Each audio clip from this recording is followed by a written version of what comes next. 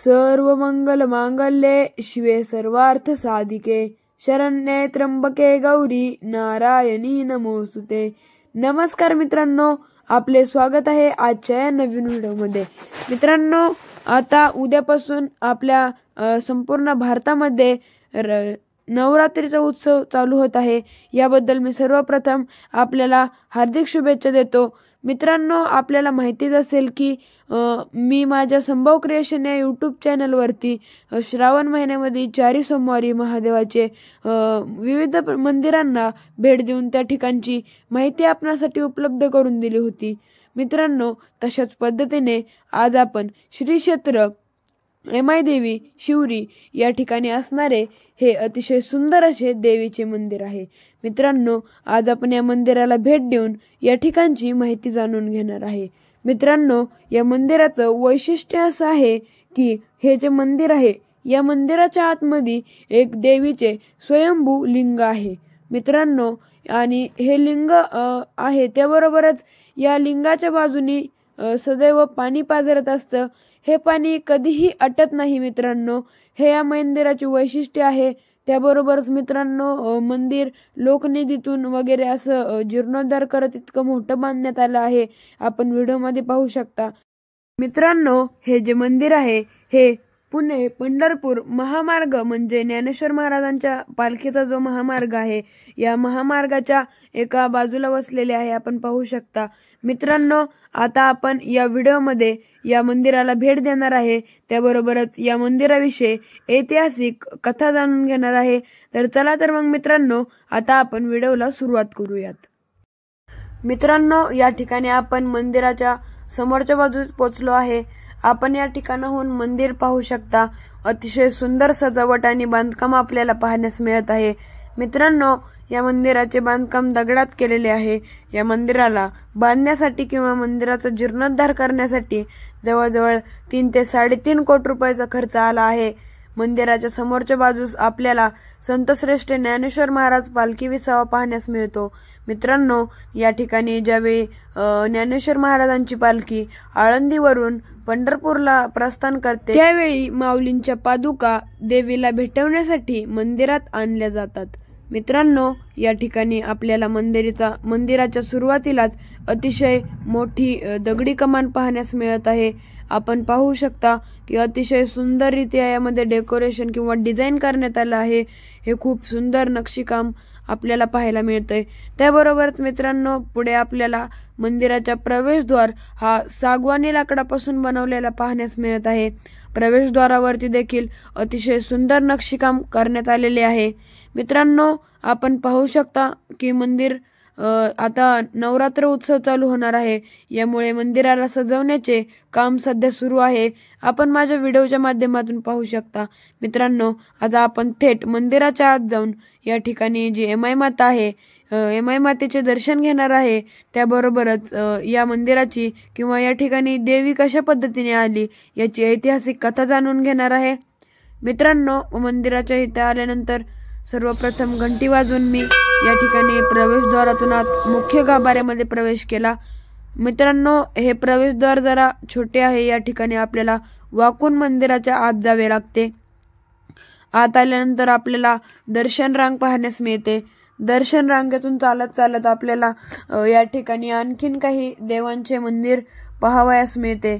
या ठिकाणी आपण पुढे आल्यानंतर महादेव आणि गणपती बाप्पाचे दर्शन घेतले आहे।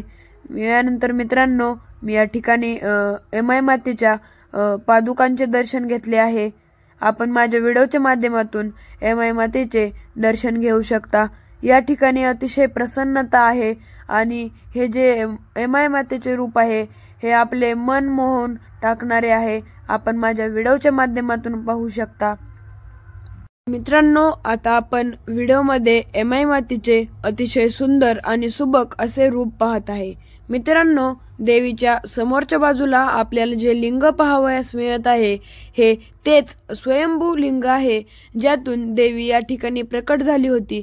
मित्रांनो, आपण या लिंगाविषयी सविस्तर माहिती या मंदिराचे मुख्य पुजारी श्री विशाल पोरे यांच्याकडून जाणून घेणार आहे। मित्रांनो, या ठिकाणी आपण देवीच्या मंदिराचे मुख्य पुजारी विशाल पोरे यांच्याकडून देवीविषयी किंवा मंदिराविषयी थोडक्यात माहिती जाणून घेणार आहे. पार्वती रूपाय विद्महे शौरी निवासिनी धीमहि तन्नो यमाई प्रचोदयात. संपूर्ण महाराष्ट्राचं कुलस्वामीने असणारे शिवरी गावात असणारे हे शिवरी मंदिर, या मंदिराची आख्यायिका अशी आहे. पूर्वी इथं शेत होतं. एका शेतकऱ्याकडे गायी होती आणि त्या गायीच्या दुधावरती त्याचा उदरनिर्वाह चाललेला असायचा. आणि एक दिवस गाय दूध द्यायची बंद झाली, म्हणून त्यांनी गायीचा पाठलाग केला की गायी दूध का देत नाही. तर पूर्वी या ठिकाणी वारुळ होतं.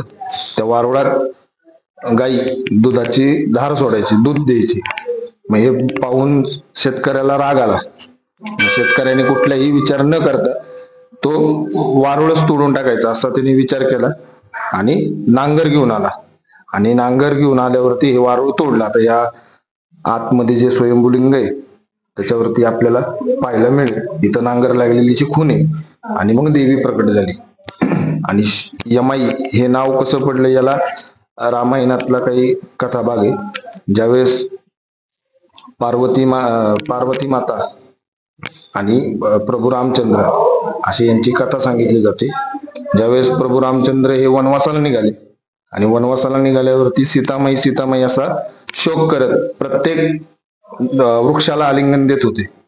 त्यावेळेस ते दुःख पार्वती मातेला पावलं नाही, म्हणून त्यांनी सीतामाईचं रूप घेऊन त्यांच्या वाटेत येऊन बसल्या. आणि वाटेत आल्यावरती प्रभू रामचंद्रांनी ओळखले की ही आपली सीता नाही, ही माता आहे. म्हणून त्यांनी ए माई अशी हाक मारली आणि यमाई नाव उदयास आलं. मंदिर जर पाहिलं तर मंदिर हे 1200 वर्षापूर्वीचं मंदिर आहे. पुरातत्व विभागात याची आता आम्ही चौकशी केली, त्याची सगळी माहिती काढली तर 1200 वर्ष होऊन गेले या मंदिराला. पांडवकालीन मंदिर समजलं जातं, कारण की बाहेरचं जे स्ट्रक्चर आहे, जसं बांधकामाची पद्धती त्याच्यावरनं हे पांडवकालीन मंदिर आहे असं समजलं जातं. ही अष्टभुजा मूर्तीचा 2012 साली वज्रलेप करण्यात आला.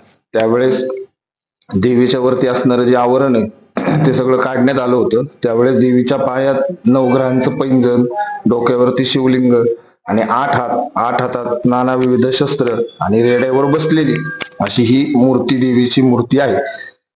हे स्वयंभूलिंग आहे. हे जे प्रकट झालेले, कोणी स्थापन केलेलं नाही, स्वतः देवी प्रकट झालेली. याच्याकडे हे पाणी असतं, तुम्ही हात लावला तर तुम्हाला पाणी राहतं. हे पाणी कधीही आटत नाही 12 महिने.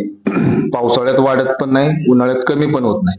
आणि हे खाली किती खोल आहे हे सुद्धा अजूनपर्यंत कोणाला माहिती नाही. हे जे काही सगळं तीर्थ आहे, ह्या तीर्थाने तुमच्या शरीराचे खरूज, नायटे, महारोग असे सगळे आदी व्याधी सगळ्या बऱ्या होतात. असे बऱ्याच भक्तांची श्रद्धा आहे, बऱ्याच भक्तांना फरक पडलेला आहे. आणि असे हे देवीची आख्यायिका आहे. अजून एक आख्यायिका अशी की जे मोरगावचा गणपती, मोरया मयुरेश्वर गणपती, तर त्यांनी जो स्थापन केला ते मोरया गोसावी, ते सुद्धा या देवीच्या नवसाचे. आणि आपल्या महाराष्ट्रात आषाढी वारी चालू होते. आषाढी वारीला आळंदीवरून पंढरपूरला अशी वारी असते. तर त्यावेळेस असं सांगितलं जातं की पूर्वी ज्यावेळेस स्वतः ज्ञानेश्वर महाराजांनी वारी केली त्यावेळेस दुपारी इथं 20व्याला थांबले होते आणि मग पुढच्या प्रवासाला गेले. त्याच्यामुळं अजूनपर्यंत अशीच परंपरा चालू आहे. माऊलींच्या पालखी सोहळा निघाला आषाढी वारीचा की आपल्या इथं शिवरीत एकदा पादुका काढून आतमध्ये देवीला भेटायला आणतात, आणि दुसरं म्हणजे निरसनार, असं 2 वेळा पादुका फक्त पालखीतून काढतात. अशी ही सगळी देवीची आख्यायिका आहे. आपल्याला या ठिकाणी ह्यांनी अतिशय सुंदर पद्धतीने देवीची माहिती सांगितली आहे. यानंतर आपण मंदिराच्या बाहेर जाऊन मंदिराचा परिसर पाहणार आहे. मित्रांनो, आता आपण मंदिराच्या बाहेरच्या बाजूला आलेलो आहे. आपण आता मित्रांनो मंदिराचे जे परिसर आहे किंवा मंदिराचे बांधकामाचे दृश्य आणि बांधकामाबरोबरच या मंदिरात काही स्थापत्य कलेचा नमुना किंवा डिझाईन्स, नक्षीकाम या मंदिरावर बनवण्यात आलेले आहेत हे पाहणार आहे. मित्रांनो, आपण माझ्या व्हिडिओच्या माध्यमातून पाहू शकता अतिशय सुंदर आणि सुबक असे मंदिराचे बांधकाम आहे. मित्रांनो, हे मंदिर माळरानावरती बांधण्यात आलेले आहे, परंतु मंदिराच्या आत आल्यानंतर असं वाटत नाही की हे मंदिर माळरानावर बांधलंय. आणि मित्रांनो, खरं तर बघायला गेलं तर या ठिकाणी जे देवीचे भक्त आहेत, एमाई मातेचे भक्त, त्यांनी या मंदिर जीर्णोद्धार करण्यासाठी किंवा बांधण्यासाठी खूप मोठा वाटा त्यांचा यात आहे किंवा मोलाचे योगदान आहे।